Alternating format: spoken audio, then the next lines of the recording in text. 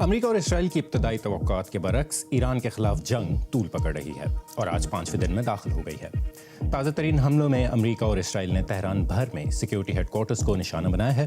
جواب میں ایران نے سعودی عرب اور کویت کے علاوہ دبئی میں امریکی قونصل خانے اور قطر میں ایک امریکی اڈے کو بھی نشانہ بنایا ہے۔ اسرائیل نے اس دوران لبنان پر حزب اللہ کے مبینہ ٹھکانوں پر حملے کیے ہیں اور یہ جنگ مشرق وسطیٰ پر گہرے اثرات چھوڑ رہی ہے۔ میں ہوں غضنفر حیدر اور یہ آج ہماری ٹاپ سٹوری ہے۔ اس کے علاوہ پروگرام میں دیکھیے گا خلیجی ممالک جو اب تک ترقی، امن اور عالمی سیاست سے دوری کا تاثر دے رہے تھے، کیا اب وہ یہ تاثر بدل رہے ہیں؟ اور مشرق وسطیٰ کی جنگ کی وجہ سے انڈیا کے باسمتی چاول کی برآمد کیوں بری طرح متاثر ہو رہی ہے؟ امریکہ، اسرائیل اور ایران کی جنگ 5ویں دن میں داخل ہو گئی ہے۔ امریکہ کا کہنا ہے کہ اس نے ایران میں تقریباً 2000 اہداف کو نشانہ بنایا ہے۔ ان کا یہ بھی کہنا ہے کہ انہوں نے آبنائے ہرمز میں ایرانی بحریہ کی نقل و حرکت روک دی ہے۔ آج بھی پورے دن ایران پر فضائی حملے جاری رہے۔ امریکی سینٹرل کمانڈ کی جانب سے جاری کردہ یہ تصاویر پچھلے کچھ دنوں کے دوران ہونے والے میزائل حملوں کو ظاہر کرتی ہیں۔ امریکہ کا دعویٰ ہے کہ اس نے 17 ایرانی بحری جہاز تباہ کر دیے ہیں، جس سے پوری ایرانی بحریہ ڈوب گئی ہے۔ ان کا یہ بھی کہنا ہے کہ ایران نے جواب میں 500 سے زائد بیلسٹک میزائل اور 2000 ڈرونز داغے ہیں۔ ہم نے ایران کی فضائی دفاع کو شدید نقصان پہنچایا ہے اور ان کے سینکڑوں بیلسٹک میزائلز، لانچرز اور ڈرونز تباہ کر دیے ہیں۔ سادہ الفاظ میں ہماری توجہ ان تمام چیزوں کو نشانہ بنانے پر ہے جو ہم پر حملہ کر سکتی ہیں۔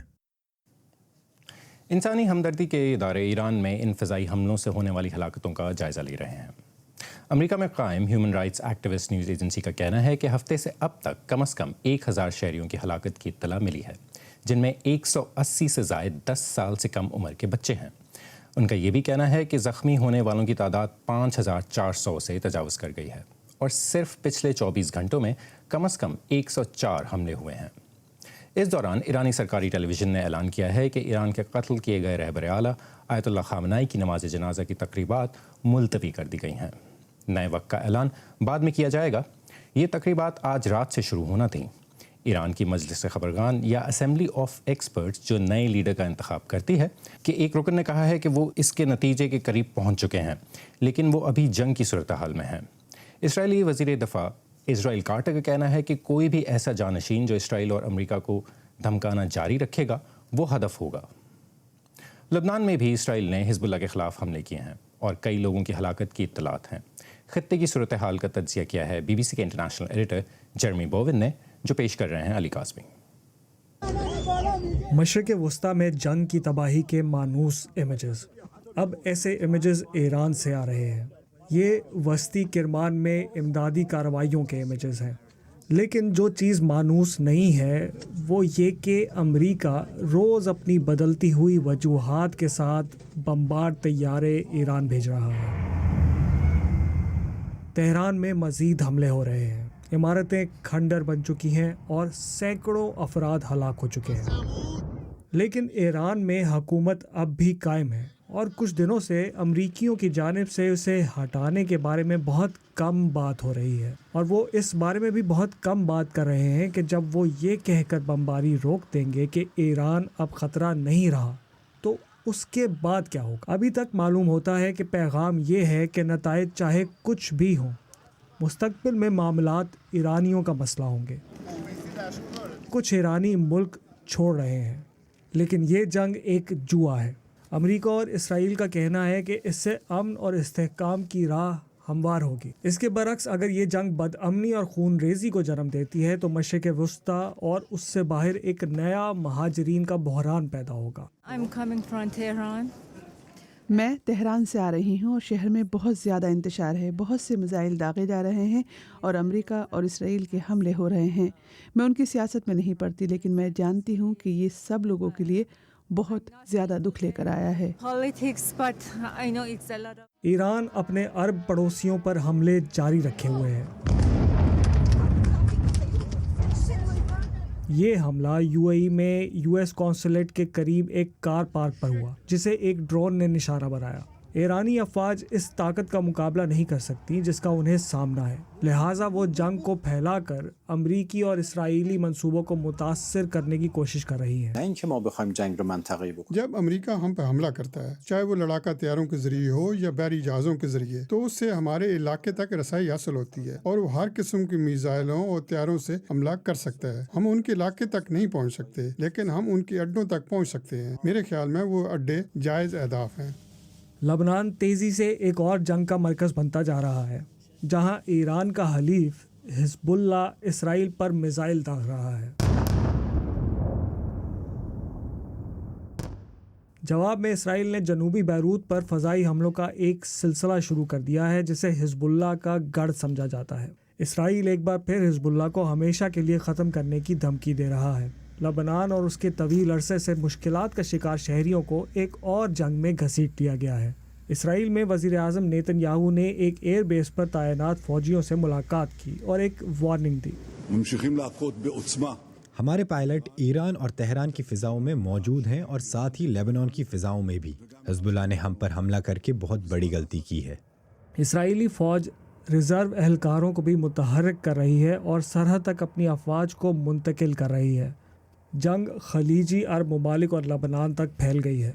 مشرق وسطیٰ میں جنگ بڑی تیزی سے آگے بڑھتی ہے کیونکہ یہ دنیا کا سب سے زیادہ اضطراب کا شکار خطہ ہے اور اب یہ اور بھی خطرناک ہو گیا ہے۔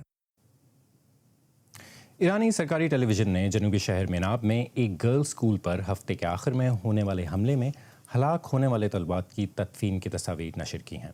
ایرانی سرکاری میڈیا کے مطابق اس حملے میں 160 سے زائد افراد ہلاک ہوئے تھے۔ تہران کا کہنا ہے کہ یہ حملہ امریکہ اور اسرائیل نے کیا، تاہم دونوں ممالک نے اس کی ذمہ داری قبول نہیں کی۔ ایران بھر میں انٹرنیٹ کی بندش کے دوران BBC اب تک سامنے آنے والی معلومات کا جائزہ لے رہا ہے۔ جنگ کے ابتدائی متاثرین کے لیے تازہ قبریں کھود دی گئی ہیں۔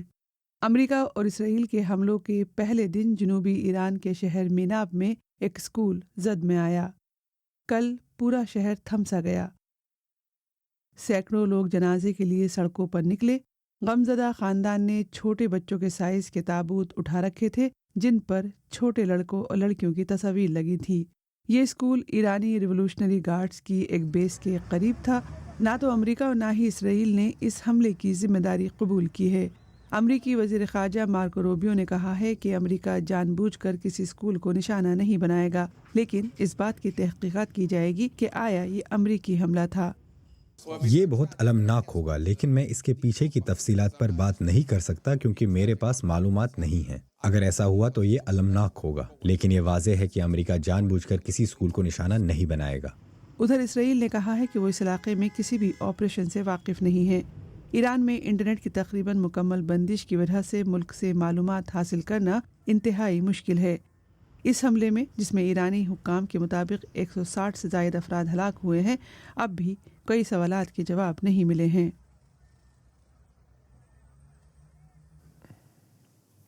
اور اس بارے میں مزید بات کرنے کے لیے اس وقت اسلام آباد سے ہمارے ساتھ موجود ہیں مشرق وسطیٰ کی تجزیہ کار ارحمہ صدیقہ۔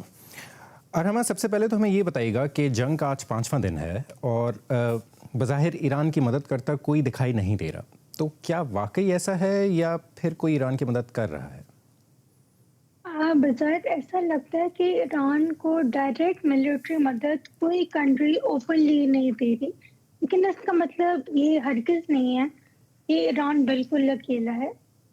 ایران کے کچھ اسٹریٹجک پارٹنرز ہیں جیسے چائنا ہو گیا، رشیا ہو گیا، جو ڈپلومیٹک لیول پر ایران کی کافی حمایت میں بول رہے ہیں اور کافی جو ملٹری ایسکیلیشن ہوئی ہے ایران کے خلاف سے اس کو اوپنلی کرٹیسائز کر رہے ہیں۔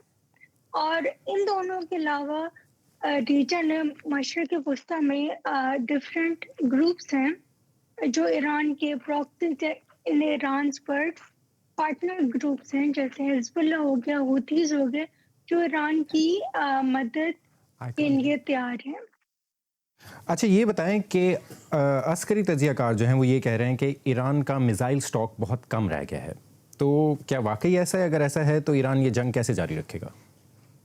نہیں، ایران کہہ رہے ہیں کہ اگر جنگ مزید بڑھتی گئی لمبی ہوتی گئی تو ایران کا اسٹاک پائل ویسے ہی کم ہو گیا، لیکن پچھلے سال سے ہم نے دیکھا ہے کہ ایران نے کیا کیا کہ ماس پروڈیوس کیے ہیں ڈرونز، شہید ڈرونز، جو جن کی 2000 کلومیٹر تک رینج ہے، اور وہ جب حملہ کرتے ہیں اکٹھے ایک ساتھ حملہ کرتے ہیں ڈرون، تو وہ کسی بھی ایئر ڈیفنس سسٹم کو اوور ویلم کر لیتے ہیں۔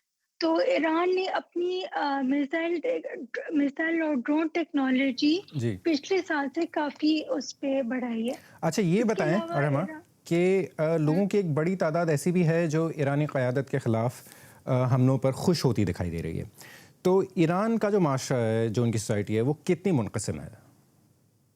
ایران کی جو سوسائٹی ہے وہ ڈیوائیڈڈ ضرور۔ ہم نے آیت اللہ خمینی کی ڈیتھ کی نیوز سنی تو ہم نے کچھ جگہ سیلیبریشنز دیکھی ایران میں ہوتے ہوئے، لیکن ہر سوسائٹی میں جیسے ہی ہوتا ہے کہ اگر آپ کی سوسائٹی پہ ایک اٹیک ہوتا ہے تو نیشنل یونٹی بڑھ جاتی ہے۔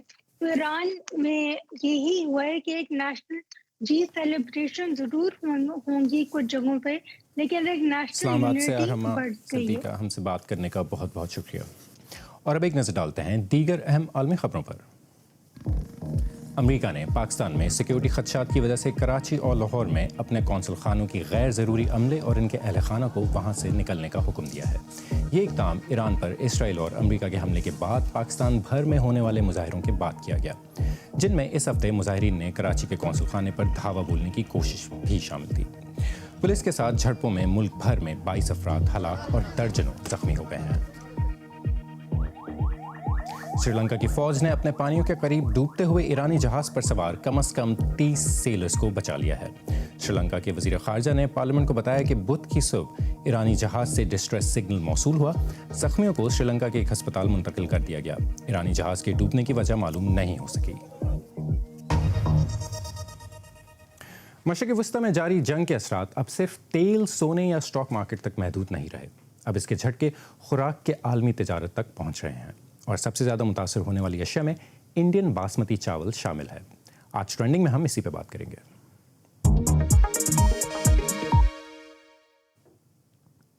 4 لاکھ میٹرک ٹن سے زائد باسمتی چاول اس وقت یا تو بھارتی بندرگاہوں پر رکا ہوا ہے یا سمندر میں ٹرانزٹ کے دوران پھنس چکا ہے۔ آبنائے ہرمز میں خطرات کے باعث مال برداری کے اخراجات دگنے سے زیادہ ہو چکے ہیں، جس کے باعث نئے برآمدی معاہدے تقریباً رک گئے ہیں۔ آبنائے ہرمز دنیا کے تقریباً 20% تیل کی ترسیل کا راستہ ہے، لیکن یہ مشرق وسطی کی خوراک اور اشیاء ضرورت کی سپلائی کے لیے بھی مرکزی گزرگاہ ہے۔ حملوں اور انشورنس کمپنیوں کی جانب سے کوریج منسوخ کیے جانے کے بعد کئی کنٹینرز اور ٹینکر جہاز اس راستے سے گریز کر رہے ہیں۔ انڈیا دنیا میں سب سے زیادہ باسمتی چاول برآمد کرتا ہے۔ اس کی برآمدات کا نصف سے زیادہ حصہ سعودی عرب، ایران اور متحدہ عرب امارات جیسے ممالک کو جاتا ہے، جہاں باسمتی صرف ایک تجارتی شے نہیں بلکہ روزمرہ خوراک کا بنیادی حصہ ہے۔ آل انڈیا رائس ایکسپورٹرز ایسوسی ایشن کے مطابق انڈیا کی کل باسمتی برآمدات کا 25% ایران کو جاتا ہے، جبکہ 20% عراق کو۔ یہ مجموعی طور پر 20 لاکھ ٹن سے زائد چاول بنتا ہے، جس کی مالیت $2 ارب سے زیادہ ہے۔ گزشتہ سال صرف ایران کو انڈیا نے تقریباً $1 ارب 20 کروڑ کا باسمتی برآمد کیا تھا۔ آل انڈیا رائس ایکسپورٹر ایسوسی ایشن کے مطابق تقریباً 2 لاکھ ٹن چاول سمندر میں رکا ہوا ہے، جبکہ اتنی ہی مقدار بندرگاہوں پر بھی موجود ہے۔ ایکسپورٹرز کو ذخیرہ کرنے کے اضافی اخراجات کا سامنا ہے، اور کچھ کمپنیوں کو پہلے سے طے شدہ معاہدوں کی تکمیل میں مشکلات پیش آ رہی ہیں۔ یہ صورتحال اس وقت سامنے آئی ہے جب بھارت میں اس سال باسمتی کی ریکارڈ پیداوار ہوئی تھی۔ دوسری جانب مشرق وسطی کے امپورٹر بھی متبادل سپلائی تلاش کرنے میں مشکل محسوس کر رہے ہیں، کیونکہ باسمتی بنیادی طور پر صرف بھارت اور پاکستان میں اگایا جاتا ہے۔